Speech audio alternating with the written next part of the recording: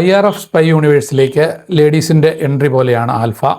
Impact heavy അല്ലെങ്കിലും entry ഓക്കെയാണ്. ഈ ആൽഫ കാണുമ്പോൾ ഫ്രെയിമുകളുടെ റിച്ച്നെസ്സും ലൊക്കേഷൻ്റെ സ്കെയിലും ക്യാമറ സ്റ്റൈലും ആക്ഷനും ഒക്കെ ചേർന്ന് ഒരു മെഗാ സ്പൈ യൂണിവേഴ്സ് അനുഭവം ഉണ്ടെങ്കിലും പക്ഷേ ഉള്ളിൽ തിളച്ചു മറിയുന്നത് പഴയകാല കഥകളുടെ ഔട്ട്ഡേറ്റഡ് ആയിട്ടുള്ള സ്റ്റഫ് തന്നെയാണ്. അവസാനം പാകിസ്ഥാനെയൊക്കെ വെച്ചിട്ട് ഇവർ ഈ ഡിമോളിഷ് ചെയ്ത് പേട്രിയോട്ടിസം പരത്തുന്ന പരിപാടി തന്നെയാണ്. പ്യുവർ പ്രഡിക്റ്റബിളാണ്.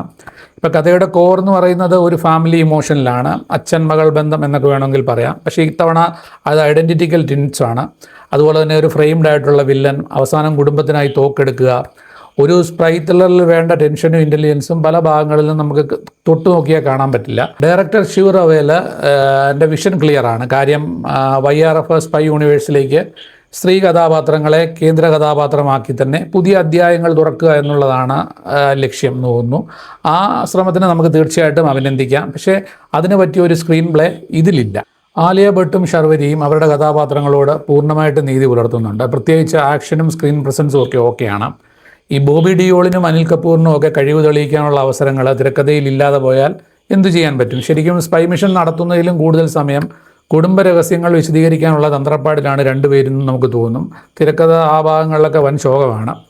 ഇതിൽ ഓപ്പറേഷൻ ഒഡീസിയെക്കുറിച്ച് ഇവർ പറയുന്നുണ്ട്. ഈ നോളൻ റെഫറൻസിന് വേണ്ടി നൽകിയതാണോ എന്നറിയില്ല. നോളൻ അറിയാതിരിക്കുന്നതായിരിക്കും നല്ലത്. അതുപോലെ ഇതിനകത്ത് ഉപയോഗിച്ചിരിക്കുന്ന പേരുകൾ ജാനകി, സീത, രുദ്ര, ഈ നോർത്തിന് പറ്റിയ സംഭവങ്ങളാണല്ലോ ഇതെല്ലാം. ഈ വിറ്റുപോകാൻ സാധ്യതയുള്ളത് കൊണ്ടായിരിക്കാം ഒരുപക്ഷെ YRF ഇതൊക്കെ ഉപയോഗിച്ചിരിക്കുന്നത്. എഡിറ്റിംഗ് ടെക്നിക്കലി ക്ലിയർ ആണ്. ആക്ഷൻ സീനുകളുടെയും ട്രാൻസിഷനുകളുടെയും ഫ്ലോ നിലനിർത്താൻ മാക്സിമം ശ്രമിക്കുന്നുണ്ട്. ആരിഫ് ഷെയ്ഖാണ് അത് ചെയ്തിരിക്കുന്നത്. തിരക്കഥ ഇടറുന്ന നിമിഷങ്ങളിലും പ്രേക്ഷകൻ്റെ കണ്ണുകളെ സിനിമ പിടിച്ചു നിലനിർത്തുന്ന ഘടകം എന്ന് പറയുന്നത് സിനിമാറ്റോഗ്രാഫി തന്നെയാണ്.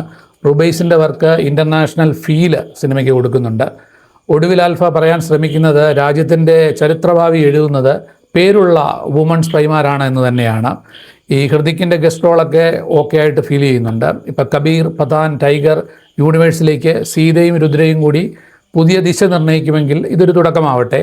ഇനി യൂണിവേഴ്സിനെ മുന്നോട്ട് കൊണ്ടുപോകേണ്ടത് പബ്ലിസിറ്റി സണ്ട് മാത്രമല്ല, പ്രേക്ഷകരുടെ ഓർമ്മയിൽ ജീവിക്കുന്ന കഥകളാണ്. ഒരു ആവറേജ് എൻ്റർടൈനർ എന്ന രീതിയിൽ ആസ്വദിക്കാം.